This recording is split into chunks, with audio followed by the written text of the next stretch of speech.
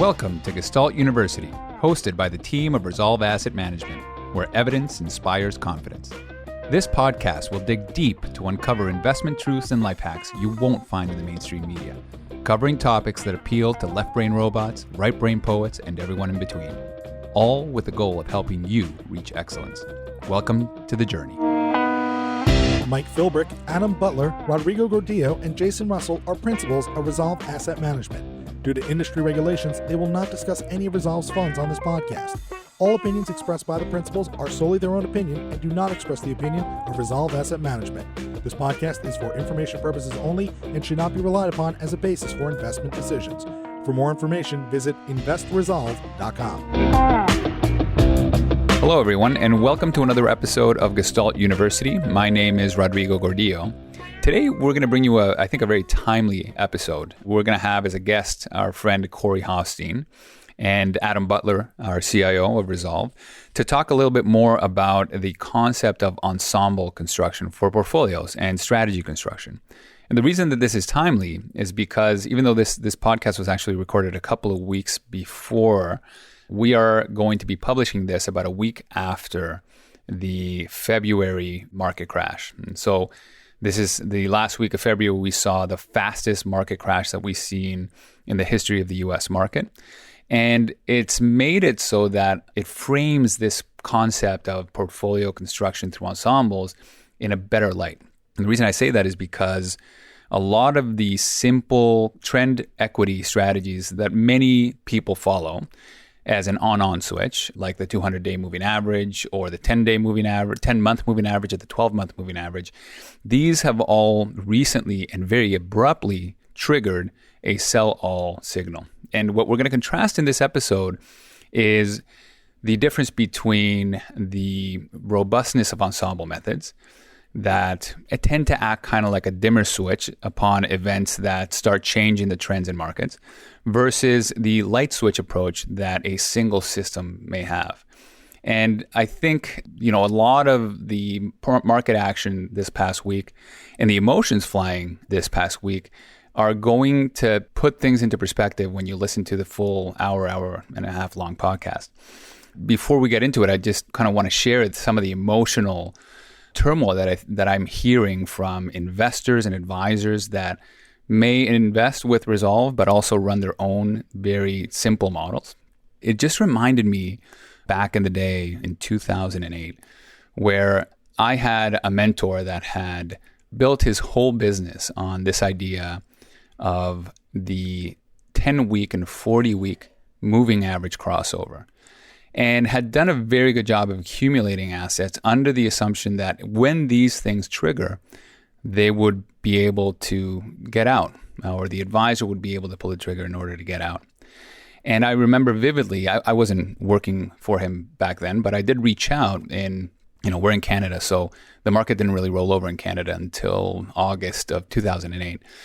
But it finally started to roll over. All the major stocks, Canadian stocks were rolling over the 10 and 40 week. And I reached out to this gentleman and I asked him what he's doing. He must be getting clients out of the market. And what he articulated is how difficult it was to pull the trigger because he hadn't seen a trigger in 6-7 years. And he was going to wait it out to see, maybe this is a choppy area. The last thing he wanted to do was get clients in and out for the next few weeks, only to remain long again. And to his detriment, unfortunately, he never got out. And clients lost whatever the markets lost, if not more, depending on what he was holding. And that, to me, made it absolutely clear. Two things. One, that you needed to have a very disciplined process. But number two, how difficult it is to make wholesale changes in strategies that may work over time. But when you haven't seen these signals in such a long period of time, having a 100% flip in asset allocation can be a really tough, gut-wrenching thing. And as I canvass my clients and my fellow advisors that continue to use these type of mandates, they're finding it very, very difficult. Some have not even pulled the trigger yet. So I think the concept here that we're going to discuss on Ensemble is the ability to not have to make these wholesale decisions, the ability to kind of ease in like a light switch and ease out like a light switch, make it a lot more palatable for the construction of trend equity or whatever type of strategy that you may want to implement. And so it's interesting. I think you'll get a lot out of it. We're not just talking about the emotional side on this podcast. We do get into a lot of the theoretical concepts behind it. And hopefully it'll get allocators, investors, and practitioners to think a little bit deeper about the problem in these turbulent times. With that said, I hope you enjoyed the podcast, and we look forward to hearing your thoughts. We're all here. This is a long time coming. We've been collaborating on this for over a year now, the idea of ensembles. And this is the first time we're actually going to riff together on it and see if we can add some more color to what it is that ensembles truly are. So I have Corey and Adam here, the two main authors on all the ensemble content, to give us a little bit of background as to why we came together and how the Newfound Resolve Robust Equity Momentum Index came to be, and why it's important to talk about ensembles and why it's important that this index exists as a good model for other quants going forward. So one of you hit it off and tell us a little bit about how the research came about and how you started collaborating. Corey, come on, you're going to have to just go on this. You've told the story like 20 times already, so you got it honed in, baby. So this is a pretty unique scenario, I think, in the industry. We definitely see lots of strategies out there where you've got multiple sub-managers who are working on their individual sleeve. I think what is unique here is this is a truly collaborative strategy and a collaborative innovation that was really born out of, I think, first and foremost, a mutual respect between the two firms. I know I first learned of you guys several years ago reading your papers. Adam had read some of my papers and the team there. And I think we were approaching this idea of ensembles and sort of thinking about diversification more holistically from different angles. I know, Adam, you and your team were very focused on sort of the process-based benefits of ensembles, and I was really focusing more on the timing elements of ensembles. And I think we were sort of mutually attracted because we weren't looking at it from that other angle, and so they were bringing some new thoughts in place. Over time, obviously, we, through sharing that research, developed a mutual respect. Ultimately, we share a lot of similar philosophies in product design and product construction, which led to having a lot of clients in common. And over the last year, really had a lot of clients clamoring for a strategy like this from both of us. And so it seemed natural to us that rather than each independently launch a strategy, it seemed natural to work together and create a best of breed type product where we could both inject some of our IP and thinking around this concept of ensembles, and then really work together from a business and servicing perspective to help service the advisors and clients who end up using the strategy. So it was really born out of a long-term relationship that we've had. Again, that mutual respect and sort of a unique need we saw in the market for a strategy like this.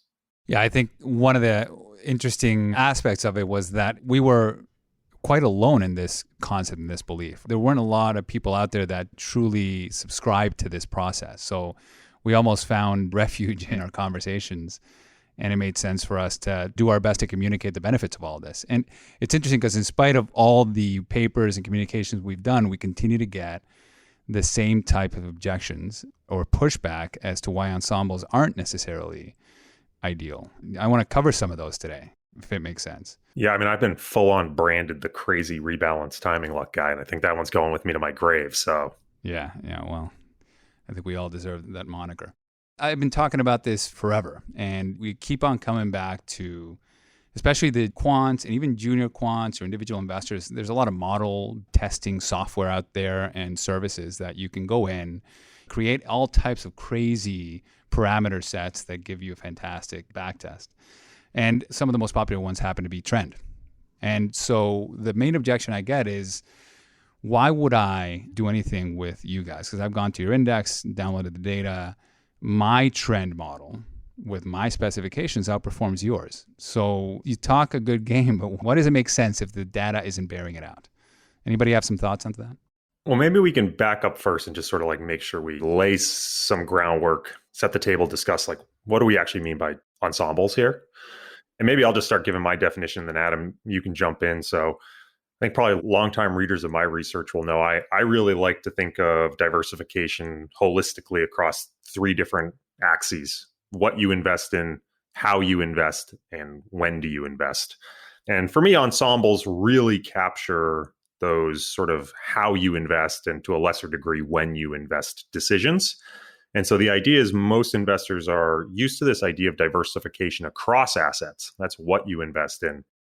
But the means by which you make those decisions obviously have a huge impact as well. So to your point, Rod, I think momentum and trend are very simple strategies for people to start implementing because it doesn't require a lot of data, very easy to calculate.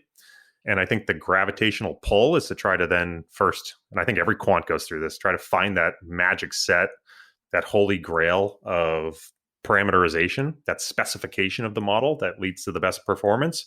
And the whole idea of an ensemble is, well, the same way I diversify what I invest in, I'm not going to use just one model. I'm going to diversify how I make that decision. I'm going to use all these different models together in combination. And I think that combination is going to bring all the same benefits of diversification that you see when you diversify across assets. And that, I think when you state it that simply, I think it's hard to refute. And yet we still see time and time again in the industry, this is not a well-adopted concept. So Adam, I'd love to hear how you sort of think and define ensembles.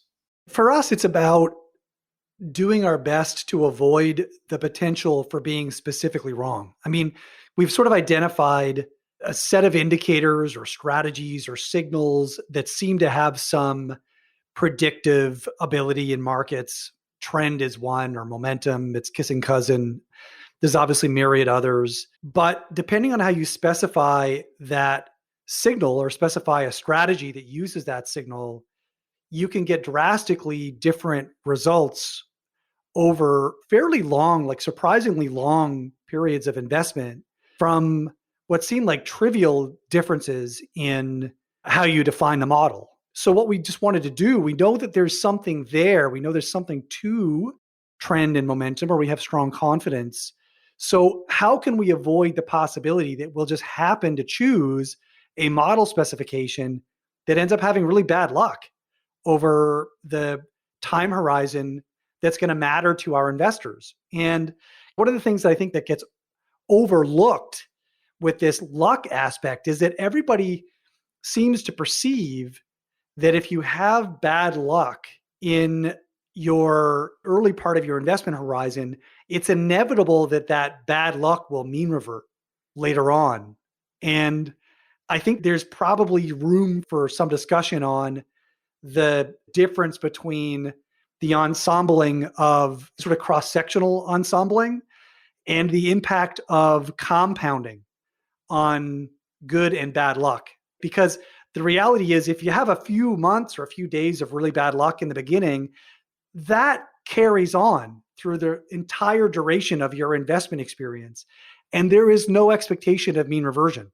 So to the extent that you can minimize the probability of those outlier bad luck experiences, then the likelihood is you're going to get a lot closer to that general sort of basic style premium or basic investment experience that you're going after. Yes. I would even take it a step further, right? We've been talking about trend, momentum. What are those things? What is it that we believe we are extracting? And from the perspective of a repetitive error in terms of trend and momentum, there's many theories, but in a nutshell, we could say that we're all trying to extract a phenomenon, maybe herding behavior, that humans tend to herd.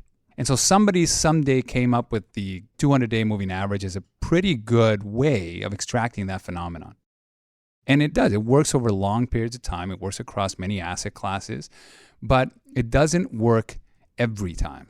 It works over time. And depending on how lucky or unlucky you get in any given year, you may or may not have gotten out of the S&P 500 at the right time with a 200-day, whereas the 205-day may have done something completely different. Now, from a theoretical basis, the 205-day moving average manager versus a 200-day moving averager align perfectly philosophically. But their specification made a massive difference in that particular year that they didn't hit that trigger. Well, the most recent year, or the 2018 experience, is a really good example. Yeah, you have the statistics there, Corey. Like, you seem to have a better grasp on what were the beeps that a 200-day moving average manager may or may not have gotten in and out of. Yeah, I mean, there was a couple of very simple models, like a 200-day moving average that I think it was November 2018. A lot of those models were about 40 basis points away from triggering going back into the market, which would have been a pretty substantial whipsaw. And that is what you see with a lot of these very simple models making these big all-in, all-out binary decisions. You start looking back through the full history of these models, there's all sorts of occasions where they just got really close to the line. Or conversely, they just edged over the line and it creates this big whipsaw. And so the question ultimately becomes like, do you really want to be sensitive to that sort of 40 basis point afternoon luck? Right. And at the end of the day, what we all agree on is that there's something there in terms of herding. And we want to minimize the chances that we don't capture the signal in a 1 to 3 year period. And the way to minimize that chance through ensembles is saying, look, I actually don't know whether it's the 205-day or the 200-day or the 20-day or the 50-day or the 300-day. We know generally they work. Any one of those over long periods of time tend to do just as well from a Sharpe ratio perspective. But they all blow up also at different times. And so the key is in putting an ensemble together where they're all blowing up at different times. Sometimes they coincide, but often there's enough that are not blowing up that it actually helps reduce the luck risk, the bad luck risk. And I think we were talking about momentum. I know that's a popular theme, but the one that seems to resonate the most is the value conversation, because everybody knows that value is price to book. That is the most famous white papers written on it, large multi-billion-dollar companies that base their whole business on the price to book phenomenon, and it is just done poorly. But they don't talk about price to book. They talk about the value phenomenon as if that's the thing. But there's other ways to extract value that are just as reasonable. Price to sales, EBITDA enterprise value, there's a wide variety of them.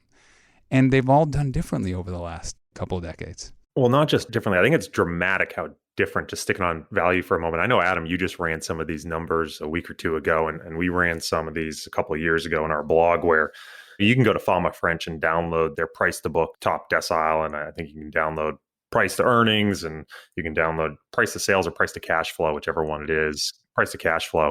And you plot the differential in rolling 1 year returns between the performance, and it can be thousands of basis points for two long-term value strategies. You put them in as factors and they're pretty repetitive to one another, but from a short-term experience perspective. Yeah, the underlying thesis is the same. Absolutely. The implementation is different. Every value manager has struggled in the last year and a half. Mm-hmm. Just the degree to which they've struggled has to do with their specification for the most part. But that style is gravity, ultimately. If the style is gravity, they're just trying to escape that gravity or outperform that gravity to a certain degree based on their specific choices. What was interesting as this value conversation evolved is how people weren't going directly to, hey, maybe we don't know we should use the ensembles. But they were saying, oh, look at enterprise value to EBITDA. Right? I can't remember which metric that had killed it over the last 10 years. And then they're like, well, this is the new value. It's just, we should be doing this. And not recognizing that that's legitimately data mining. It leads to a really good, we may have wanted to discuss this a little further on, but it does beg the question, you believe there's a phenomenon, you're going to have to define a model to harness this phenomenon as an investment strategy. How do you choose? How do you choose the specification? How do you specify the model in advance? Fama French chose book to price because they had good long-term data on book value, and because book value is relatively stable and difficult to fudge. But it was mostly just data availability. It's sort of a lamppost problem. Why are you looking for the keys over there? Did you lose them over there? No, I didn't lose them over there, but this is where the light is. So they had light on book value. They didn't have any light on earnings or some of the other value metrics. So they lit on book to price. But if you've got other specifications available, how do you choose which one? And I think the guys at Alpha Architect, they did a really great study. They did this horse race back in 2011, published a paper on a horse race of different value strategies. I'm just going to go by memory, but I think it was sorts on enterprise value EBITDA, price to cash flow, or price to free cash flow, price to book, price to earnings. Anyways, there were 4 or 5, and they had a simulation of these sorts going back to 1962. And the enterprise value to EBITDA sorts did substantially better than several of the other sorts. That was the dominant strategy, both for equal weighted and for value weighted portfolios. And then as a follow-up 5 years later, they examined the out-of-sample performance of the same strategy specifications. And what they discovered is that the enterprise value EBITDA specification, which had done the best in the historical sample had profoundly underperformed in the 5 years out of sample by, I'm just going by memory, but on the order of 9% annualized over the 5-year period on the valuated portfolio. And it could be that enterprise value EBITDA is legitimately the better specification. But for an investor with a 3 to 5 year emotional investment horizon and a 20 to 30 year financial investment horizon, 5 years is an eternity. To underperform by 9% a year is a catastrophic outcome that could have been avoided by simply taking a more humble approach to how you specify your desire to get exposure to value. Well, on that note, there was a factor research done, I think this was also on Alphark website, that showed price to book, price to equity, price to cash flow, enterprise value to EBITDA. And it showed it in US markets, price to book being the worst performing. So validating the fact that price to book is dead. In the European market, same thing. But then price to book is the best performing one in Japan. Japan. It's always Japan. It's always Japan, that outlier. But moreover, they have another equity line there that's the multi-metric one where they just equal weight all of them. And guess what? It's the best performing line.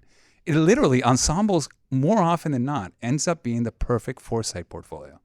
I want to go back to something you said earlier, Rod, to go almost back to the original question, which is this issue of, okay, how do you sort of compete against, well, my back test did better than your Ensemble? And I know you guys don't really love this line, but I almost like to just say, look, Ensembles are average by design. We're going to include models that did worse in a back test. We're going to include models that did better in a back test. The idea is creating that consistency. And I think what becomes really hard is trying to demonstrate to people how the Ensemble would have done versus something else when we only have one reality. There's only one back test. There's only that evidence. And unless someone has a really good grasp of probability and statistics, it can be really hard for them to understand that the precision that they're seeing, that compound annualized growth rate that goes out multiple decimal places, is a false precision.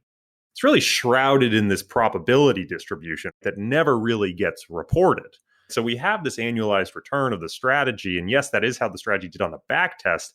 But our expectation going forward is really a distribution. And so what you tend to see is actually when you start comparing these distributions to each other, they're not statistically meaningfully different.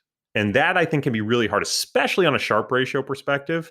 Adam, you've done a ton of work around this, but I think it really amazes people. You know, I see this all the time in papers. Oh, we increased the Sharpe ratio by 0.05, by 0.1. And it's over a 20-year period, so it's got to be statistically significant. And you go, well, no, actually the spread there is actually like a 0.2.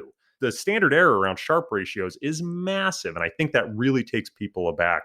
And so we've seen sort of two ways to try to combat this. The first is, hey, we're just going to show you how these are not statistically different. Let me show you the standard errors. And that works for some people.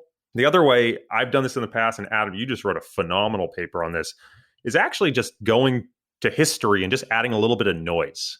Right? I think you called it a jitter test, Adam. And you go back and you take the S&P and we're going to run the 200-day moving average. But every day we're going to either add a little white noise, or Adam, I think you shuffled returns in a very local probability type of way. I take tomorrow's return and pretend it was yesterday and shuffle these around a little bit. And in theory, it should not make a big difference. But what you find is that when you use a hyper simplistic model, just a 200-day moving average, and then you compare that 200-day moving average result over all these different little slightly altered histories, you end up with this massive dispersion in results that I think is really more indicative of the experience you would have going forward versus when you use the Ensemble, it ends up being much more consistent across all those little sort of fake histories. It's pretty remarkable because, I mean, you can create these slightly noisy histories. If you were to see the sort of jitter resampled or the S&P with a little bit of noise added to it, if you were to put the S&P with a little bit of noise added to it against the true S&P, visually, you would not be able to tell them apart. They look the same. The profile, the character looks exactly the same. There's just a little bit of noise that occurs locally. So instead of going up 1% today, you went up 0.5% today, but you go up a little bit more tomorrow than that would actually happen. Over time, that all cancels out. But locally, it makes a big difference.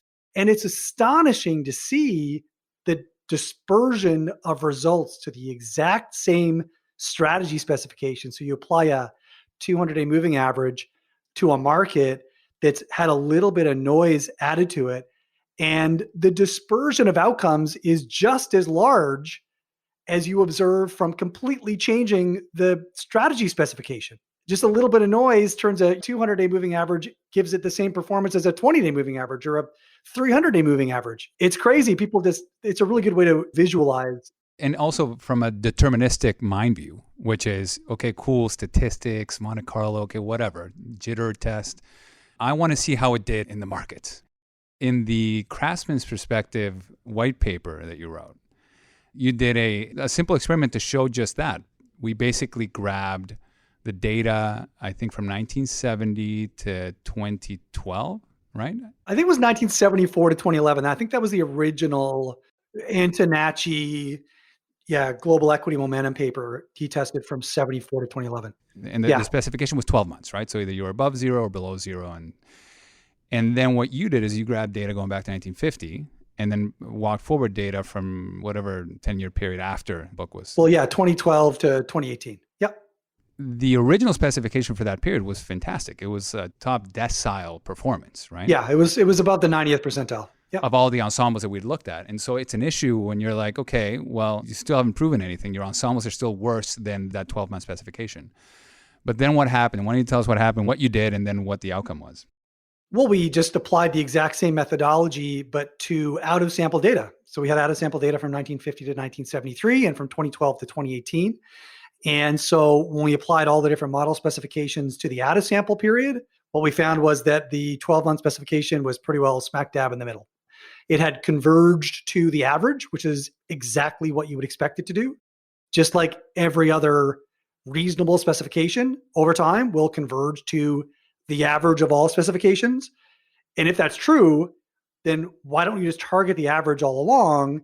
And you do that with an ensemble and thereby also minimize the probability that you just happen to specify with a profoundly unlucky specification in the short term, which completely derails your financial outcomes. I think another really important point here, and you alluded to this a little bit earlier, Adam, is a lot of these back tests, they take place over 70, 80 years, right? And there's your evidence. The reality is investors don't invest over 70 or 80 years. They invest over 20, 30, maybe they invest over 50 over their full life cycle.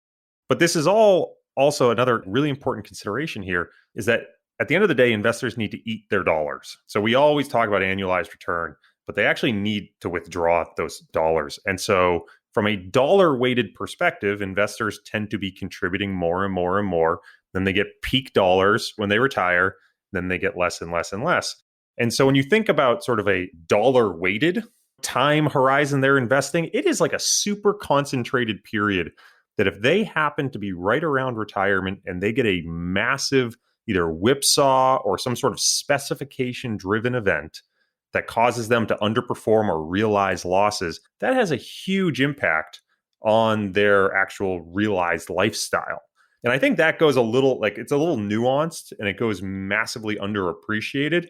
But in terms of actually taking this back a step and getting out of our ivory tower of asset management and being quants and putting our feet on the ground and talking about what does this really mean for investors, what I would hope ensembles mean is a more consistent outcome, particularly in the short term, where that short term is hyper relevant, especially when they're at those peak contribution and peak withdrawal years right around retirement. That's good for retirement and withdrawals, but it's also the truth about our stick-to-itness as human beings. We cannot handle the pain of doing really poorly for more than 3 years. Institutions can't handle the pain of doing poorly for more than 3 years. And so what this ensemble concept allows is to reduce that risk, not completely, because again, this is what I call the ensembles is the anti-data mining approach to evidence-based investing. But there is one thing we're data mining, which is the phenomenon. If herding behavior just simply doesn't exist, we got it all wrong, forget it. Like no amount of ensembles would make a difference. There is the chance that maybe herding didn't work for the 3 years and there's nothing we can do about that. But if we do think that the phenomenon is pervasive and it's going to continue, then the ensembles allows us to minimize the chances that we're going to be specifically wrong, i.e. not getting out of the S&P 500 because of 40 basis point difference, and be able to stick to it. The stick-to-itness, I think, is key here. And also, in our research, we find that from a risk perspective, in every case, ensembles tends to have the lowest drawdowns or very close to the lowest drawdown characteristic, a lower volatility, a higher Sharpe ratio, not necessarily the absolute return that everybody cares about, but on the risk side and the protection side, it tends to do better across whether we look at seasonality or skewness or mean reversion or momentum or trend or value. It's a reality across the board. It transfers. I want to just close the circle that Corey was going on there with the retirement, because I think, so Michael Kitces ran a really neat analysis about 10 years ago that found that the probability of running out of funds before you die is 85% explained by the performance of the portfolio in the first 5 years after you retire, and 95% explained by the performance of your portfolio in the first 15 years after you retire. So this gets into the duration of cash flows and all kinds of stuff, which is also very interesting. But just to close the circle, mathematically, that time around when you retire has a very outsized impact on the probability that you're going to have a successful, you're going to meet your financial objectives further down the road. So that 5-year or 10-year horizon is the true horizon. The 30-year horizon, I think even financially is a myth, but certainly emotionally is a complete myth. Well, to put some numbers to that, let's pretend for a second you retired in 2018 and you were investing in this type of strategy. Depending on the specification you had, you either were down just as much as the market. You wrote it all the way down in Q4. Some of them got out right at the end of December 2018, missed all of Q1 2019. And so you got all the loss of the S&P. And some of these trend following strategies, and these are public funds that you can look up that implement this type of idea, were actually had negative returns in 2019. They got whipsawed so many times because of their one specification. Then there were other funds that did protect you in 2019 a little bit. Tough year for trend following anyway. But 2019, we're up 20, 25%. I mean, you talk about specification versus style, Rod. They're all doing the same style, but they were so driven by their specification. So if you're an investor and it's year one of retirement, you rode the S&P alt and you chose the wrong specification, you got all the downside, and then maybe you chose a specification that in 2019, despite the market being up over 30% in the US, you were actually down, even though you were just trend following equities. And that's a reality. That happened. And so the question is, well, how do you try to protect against that? Well, the answer for us is ensembles. But I want to go back, I want to rewind again to something you said, Rod, because you talked about sort of this institutional behavior. And I think this is really ingrained in the industry. It might just be human nature in general. And one of the ways I've said it in the past is we are an industry of cake bakers that are obsessed with ingredients and don't care at all about the recipe. Everyone wants to know, what's your secret sauce? What's your secret signal? And when you say to people, I actually don't think I have a secret signal. I think I'm going to use all these great ingredients, and I don't think I have, it's not like I've got a secret source for my salt or my sugar, but I think I've got a really good recipe that creates a really consistent outcome. There's just not a lot of fanfare for that concept. It almost sounds like you've given up in the pursuit of alpha, but in reality, I think that there's a tremendous amount of craftsmanship edge in creating consistent performance and even harvesting potential alpha in that recipe part of the equation that gets totally ignored. Well, you can't cook it at home. That's the big objection. You can't cook it at home. And it's a massive cookbook that you've just designed with a lot of condiments and table of contents that I can't follow. I'd rather have my cookbook for dummies that I can follow. I can get it done in 20 minutes. And I'm probably going to get roughly 80% of the same result if I do this for the rest of my life. And I think that's another major objection that we get is it's too complex. I mean, why are you taking all of this to just capture, an extra 20% of the signal? I'm fine with capturing the 80% and keeping it simple for myself. And this is what we fight against even from other asset managers that apply simple recipes, because from a marketing perspective, it's simple to explain. I actually don't think they're doing it from a negative approach. I don't think they know about ensembles. I truly think that they're doing a bunch of tests and they're showing, hey, you see that top line? That's what you're buying. By the way, I can explain it in 2 lines. And this is the kind of the junior quant approach. When all of us went through that when we first started, that overly specified data mine piece. And then you run with it. And it does okay because it is kind of capturing that trend factor over time. But again, you can get it like you just described, specifically wrong in a very short period of time. And so the problem is, of course, complexity of understandability, complexity of execution. And so why don't we talk a little bit about that? I mean, it is a valid argument that a do-it-yourselfer probably can't implement the Ensemble approach to the degree that we have for, what do we have, over 30,000 different specifications in our Ensemble? Yeah. And we can get into that. I like to reframe this discussion because I think when you start talking about the process, people go, oh, that's complicated or complex, and simple is robust. And I know we can talk about that, but I like to just start by reframing and saying, look, you're right. The simple 200-day moving average model might capture 80, 90% of the style. So why bother doing anything more?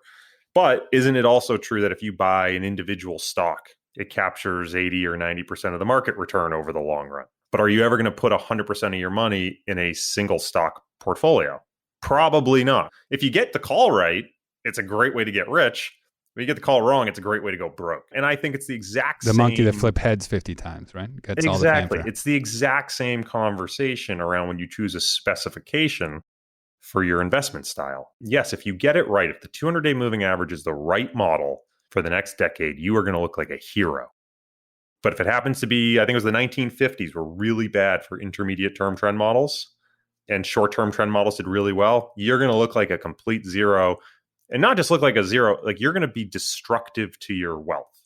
And so from that perspective, yes, it might over the long run, that 70, 80-year period, capture the majority of the style. But again, like just like you want to diversify what you hold, you want to diversify how you're making those investment decisions. The other question, though, is how do you even decide in the first place? So you've got all these potential specifications. They're all the 200-day or the 180-day or the 60-day. They all have approximately the same long-term Sharpe ratio, certainly well within standard error bounds. How do you even decide? What's so interesting is the specification that you decide will be different depending on when you run the tests. So one of the things that we did in our most recent piece is we said, well, if we're going to have to make a decision about what trend model to use, well, let's go back in time and assume that at each point in time, we had to make that decision. So we go back to 2008 to 2005 to 1998. In fact, every single month, we're going to assume that we're approaching this brand new, we're engineering a strategy, a trend strategy, and we've got to decide which specification we're going to deploy going forward. And so it's this walk forward test. And we're just going to use the historical performance of the strategy up until that point in time to decide which strategy to choose. And we examined using the Sharpe ratio, using the annualized returns, the ulcer ratio. We used all kinds of different approaches to select the best model. And what we found was that any attempt to select the best model using whatever model had performed the best up until that point had worse results than just using the average of all the models at each point of selection. The point being that as a researcher, you sort of do this back testing. You think, okay, this model has performed the best over my analytical horizon. And you think that that means that it's going to go perform the best out of sample. When the reality is there's no evidence that that's the case.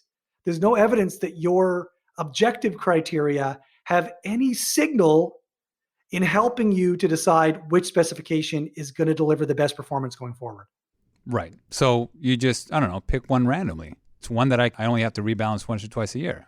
You're right. I don't know. I'll pick the 176.5-day moving average. I'll trade at 12 and just call it quits. Sure. So you could do that, but just taking that one extra step and examining the performance of the ensemble of all of them relative to a random selection of strategies, you will see that the ensemble delivers the same expected performance, but with a vastly reduced potential for bad luck.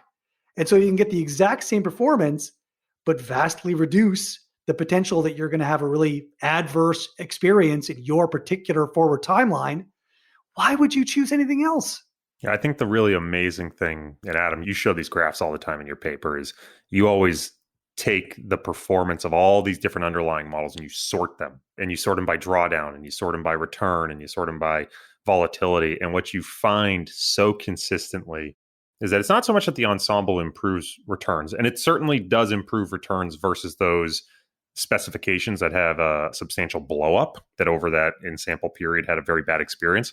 But what's amazing is that the Ensemble consistently ends up top quintile on drawdowns. Drawdowns, worst 5-year returns, worst calendar year returns, all of the adverse potentialities, the Ensemble just completely dominates, and it preserves the same expected return. So it's why I always say I honestly don't understand when people say to me, what's the benefit of ensembles? It's like, well, here's a list of 50 different reasons why ensembles are better. Give me one reason why your single specification is better. Well, no, they're not implementation ease, and we'll get to transaction costs as well. I think the biggest thing is, well, but I can't do the implementation ease is another red herring. I don't understand why everyone thinks that they can just run their own strategies. Do you have a bunch of individuals running around performing their own appendectomies? Are they defending themselves in court? Why does everybody feel that they're an expert in investments when they're not an expert in any other domain? It's just ludicrous. Okay. Well, a lot of people do find finance to be a good hobby, hopefully for a very small portion of their wealth. Lots of people play chess, but they don't pretend that they're a world grand wizard chess champion. No, but I would say that if you hire us, we'll be the Grand Wizard chess champion for you for a fee. And they're thinking, well, I just want to play chess once or twice a year because I like it, but I don't want to play it every day like you guys. And I want to pay nothing for that. So the first thing is, I think we've addressed it. Why not do it yourself? Because if you're doing it for your own wealth, really for 100% of your wealth, the big issue is not about necessarily the returns, but also the fact that demonstrably we reduce the risk of you getting it wrong in your lifetime when you're in retirement. That should be enough. The fact that the drawdowns are lower, the fact that volatility is lower, the risk, the stick-to-itiveness, all of that is important for you to be able to survive during even your savings and your retirement years. So that alone should be worth the extra effort to try to create more ensembles if you're doing it on your own. But of course, there's difficulty in implementation if you're a do-it-yourselfer trying to stay on top of those trades. And so that's why you probably should get a professional to help you out with all of that. I think it's always worth considering that a lot of this wasn't really possible 40, 50 years ago. Rod, you mentioned we used 30,000 different models. I mean, for quants that can program, that is so simple to implement. A number of different trend models, a number of different momentum models, different look-back specifications, different resampling specifications, and the combinations explode. And is the 30,000th model adding that much diversification benefit? Probably not. It's very marginal, but it also doesn't hurt to run it. It's just computational time and it's a couple milliseconds. So can you do it in a spreadsheet? If you can wrap the signal around completely rather than be parsimonious about it and only capture a portion of those signals, why not? It costs us nothing, right? It costs us nothing to do so. Could we have done this 20 years ago with processors the way they were? Maybe it would have taken a while. Depends how long you want to run things. Could we have done it 50 years ago? Absolutely not. So I think it's worth considering. Adam, you mentioned, price to book, Fama French. I mean, the way they built those portfolios, if someone was starting completely fresh today and wanted to build factor models, they probably would not do it the way Fama French did it. They made a bunch of choices that made sense at the time with the data they had, the computational power they had. All that sort of stuff is important in considering, and yet it becomes sort of the standard, and it remained the standard, and it becomes a benchmark. And you sort of sit there and go, this is a little crazy when you think about it, but this is just sort of, no one questions it anymore. And I think we're getting to a point of evolution in the industry where people start going, no, hold on, this actually doesn't make a whole lot of sense for a whole number of reasons.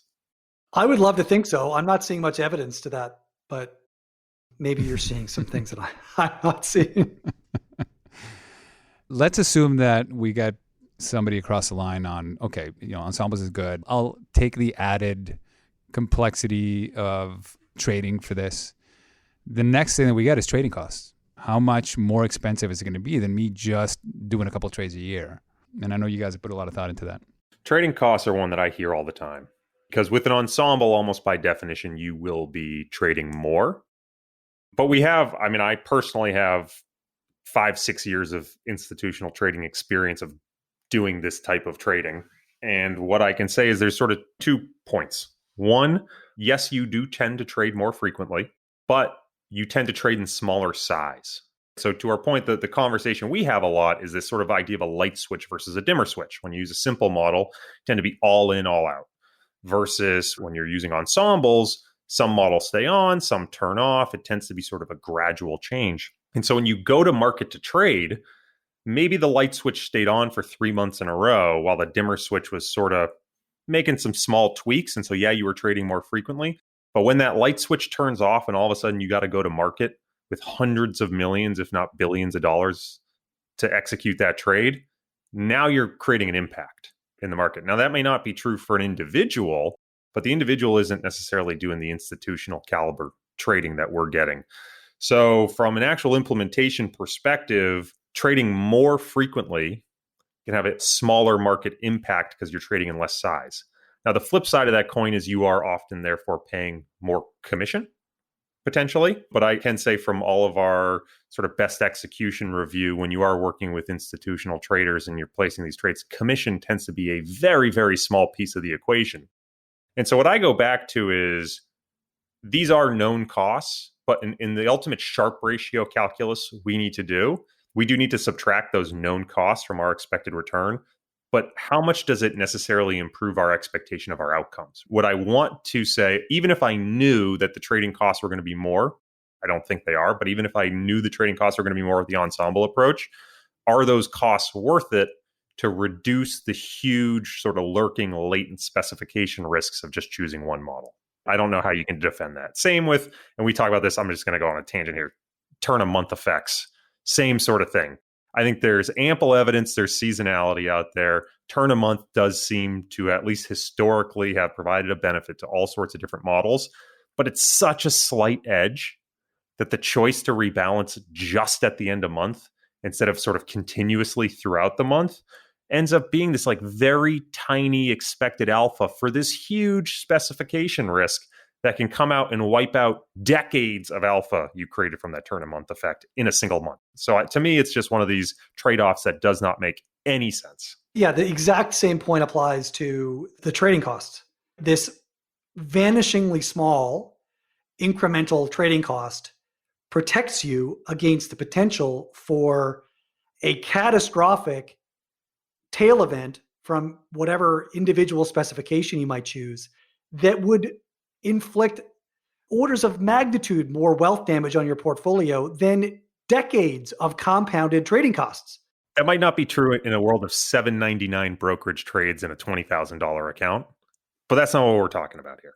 Well, no, but we're talking about for individual investors that are choosing an individual specification, the potential size of wealth impairment from bad luck from that single specification.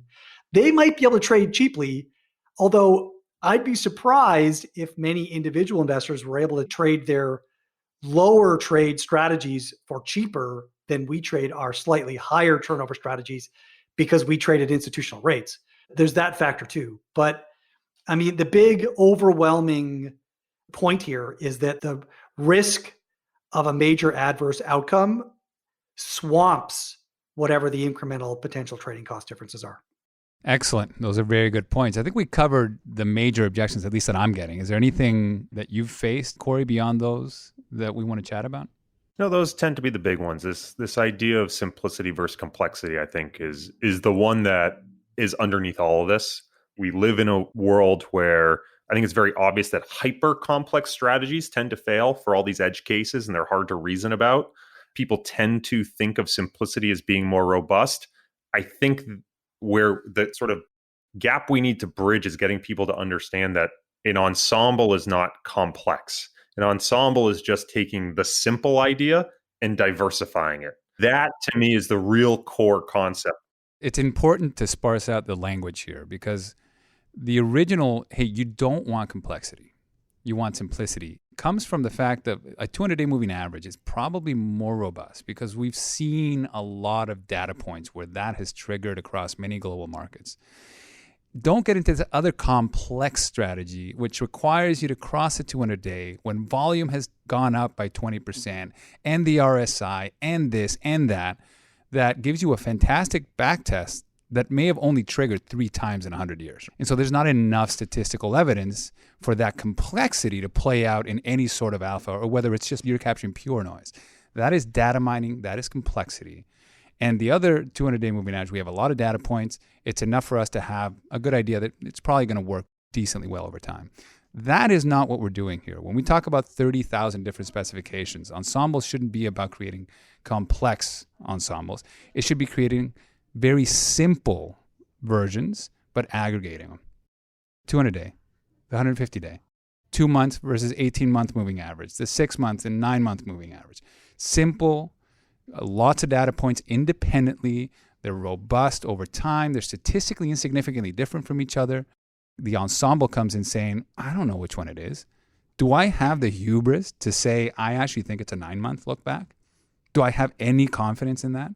And so it really comes down to approaching this from a place of humility and creating robustness, not complexity, robustness. It's not simple versus complex. It's simple versus robust. That's a big takeaway from all of this stuff. Do we have a clue as to whether the ensemble actually has a bigger edge over time than the individual specifications? So I think there's something really interesting to the whole, if they have the same expected return, the whole rebalancing premium. If you keep taking the capital and reallocating equally, if you truly believe they all have the same expected return and they're just going to have random noise that you can actually harvest. Some rebalancing, yeah. I haven't worked out the math there. Yeah, neither have I. My intuition tells me that the ensembles probably have a slight edge. Well, I think the argument against it would be if you just let the ensembles drift, you end up overly allocated to a specification. And if you think that the optimal allocation is the equal weight, then you have to keep rebalancing to the equal weight. And so that would make sense as to like there's going to be a rebalance premium there. Well, the diversification on its own reduces expected portfolio variance and therefore increases expected geometric returns. The magnitude of that is probably marginal, but in an industry where people move tens of billions of dollars from one ETF to the next because the one ETF is 1 basis point cheaper, these incremental edges add up. Yeah, I think that the interesting thing is it doesn't really show up in like traditional volatility measures. I don't see it show up as much when you do an ensemble. And it's the same concept of you take 5 value managers and you mix them together. The volatility of that portfolio doesn't drop a huge amount.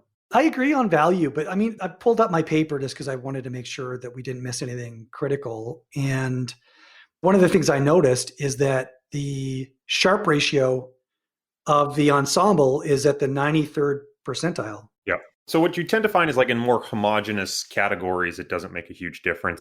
Exactly. In heterogeneous categories, like especially the hedge fund space, you definitely see that drop in vol. But if you reframe it and say, okay, I'm not going to look at their vol, what I'm going to do is I'm going to look at their excess returns and the vol of the excess return of each strategy, say versus the average, then taking that ensemble, all of a sudden you see a huge collapse in that sort of excess vol, which you can think of as idiosyncratic vol relative to the style. And so in that sense, you can sort of start to say, okay, there's some rebalancing. You're decreasing that geometric towards the arithmetic by decreasing the idiosyncratic, but it's super weirdly theoretical. Yeah, well, I mean, total variance is a function of, as you've mentioned, right? The what, the when, the, what is it? How, right? All of those dimensions add idiosyncratic variance. You add them all up, that's the total variance. So if you can reduce the variance by diversifying across each of those different dimensions, you are incrementally causing the geometric returns to converge towards the arithmetic. Your expected value is higher and the dispersion of potential terminal wealth is lower. So it's a win-win. One thing we haven't even mentioned, the whole uncompensated source of risk concept. Yeah. Exactly. Why would anybody assume this extra risk if there's no expectation for getting compensated? And so to me, that's another kind of no-brainer assertion on Ensemble. Oh my God, of course, that is the argument. It's used broadly across portfolio construction experts Scrap the podcast. Just record that one sentence. That's right. Well, I mean, it's used broadly on portfolio construction concepts, but this is just another way of constructing portfolios. It just happens to be that we're constructing an ensemble of signal portfolios. We are minimizing the chances that we are taking uncompensated risk. You go back to my framework of what, how, and when. We already know no one's just buying one stock because there's so much idiosyncratic risk. What, how, and when. No one's buying one stock because of the idiosyncratic risk argument. You want to diversify. That's the whole basis of modern portfolio theory. Why does that not apply in your decision how you're investing? Yeah, obviously you want to find a style that you think is going to be value additive, whether it's adding alpha or reducing risk. But that's specification. If you don't think the 200-day is necessarily inherently better than 199-day, why are you bearing that risk? Why are you bearing that idiosyncratic risk of that specification? Same thing as when you're rebalancing. You know what answer I always get? Well, don't you just get the benchmark then? This concept has been used for the S&P. I want my 15 stock active manager because I want active risk and I don't want the benchmark. I don't want the S&P. But it turns out that when it comes to factors, you are actually trying to capture that benchmark. You do want the benchmark. The benchmark is this ethereal, this abstract concept, this herding behavior signal. And precisely what we want to do is be the benchmark. Otherwise, you are taking idiosyncratic risk that you're not compensating for, and you're just capturing a portion of that benchmark. We actually want to be the benchmark. Another way to flip this, and I think Jake, our joint friend Jake, always does a good job of this on Twitter. You just flip the conversation and you say, well, what would it take for you to go from generically capturing a style to say, I want to pick that one specific way of doing it? Because we're trying to get people off of one specific way to capture a style and go broad. Let's assume broad, right? Same way. What would it take for you to go from buying equities as a whole to having the certainty to buy that one specific stock? Well, you would need a whole lot of confidence. Yeah. You would need for the 166-day moving average that I talked to you about to be working as the best specification for every market you tested on. If for some reason you tested on like 100 global markets and it just so happens that the best look back is that, then there's a lot of evidence. What people tend to do is I even saw this from a BlackRock. It was pitched to me on CTA when they're like, here's how we're doing things differently. The look back for equities is going to be 12 months. The look back for commodities is going to be 5 months. Because we found that they work better in those specifications. They literally data mined the best parameter set and then created this awesome back test. And my eyebrows just went all the way to the back of my head while these guys were trying to pitch this to me. So they moved like a centimeter? Believe it. The cameras aren't on, baby. So the interesting experiment would be, we kind of talked about it. We've done all these types of experiments, but grab all markets you can from as far back as you can get them to the 1970s, find their best specifications, assume that that's the best parameter set for each market, and then walk it forward another 30, 50 years to show how it's all nonsense. You just can't. You can't pick. Well, you can't, but you know what? I think even more fundamentally shocking is that let's assume that there is evidence that the 166-day moving average crossover strategy is the best across every market you test, and that the difference is economically significant. This is over a 50-year period. If you've got a 5-year horizon, you still don't want to have all your eggs in that single basket. You're not even talking about the risk component. Exactly. You still want to diversify because you have a finite time horizon and because of the duration of your cash flows. Well, hopefully we've given a lot of content and information for further discussion. I look forward to seeing how this plays out on Twitter. But thanks, everyone. Thanks for joining us. Adam, Corey. Been fun, gentlemen. Yeah, we'll pick another topic next time and riff on it for a couple more hours. Sounds great. Thanks, guys. All right, guys. Thanks. Thank you for listening to the Gestalt University podcast. You will find all the information we highlighted in this episode in the show notes at investresolve.com/blog. You can also learn more about Resolve's approach to investing by going to our website and research blog at investresolve.com, where you will find over 200 articles that cover a wide array of important topics in the area of investing. We also encourage you to engage with the whole team on Twitter by searching the handle @InvestResolve and hitting the follow button. If you're enjoying the series, please take the time to share us with your friends through email, social media. And if you really learned something new and believe that our podcast would be helpful to others, we would be incredibly grateful if you could leave us a review on iTunes. Thanks again, and see you next time.